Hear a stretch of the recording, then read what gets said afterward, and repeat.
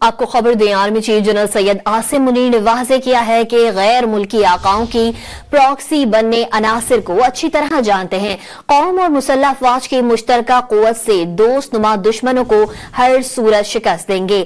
Army chief general Syed Asim Munir ने अहम तरीन दौरे बलोचिस्तान में पाकिस्तान के दुश्मनों के लिए वाज़ेह और जानदार पैगाम दिया। जनरल सैयद आसिम मुनीर ने पाकिस्तान के अंदरूनी और बैरूनी दुश्मनों को दो टोक वार्निंग दे दी है। Army chief general Syed Asim Munir ने कहा कि मुल्क दुश्मनों को मुंह तोड़ जवाब देंगे। इन दुश्मनों को शिकार करेंगे, चाहे ये कहीं भी छुपे हों। जो लोग अपने गैर मुल्की आकाओं की प्रॉक्सी बने हुए हैं, मुनाफिकत का लिबादा ओढ़े शिकारी के साथ शिकार करने और खरगोश के साथ दौड़ने में महारत रखते हैं। हम उन्हें अच्छी तरह पहचानते हैं। पाकिस्तान की काबिल फख्र कौम और मुसल्लह अफवाज की मुश्तरका कुव्वत से उन दोस्तनुमा दुश्मनों को हर सूरत शिकस्त दी जाएगी।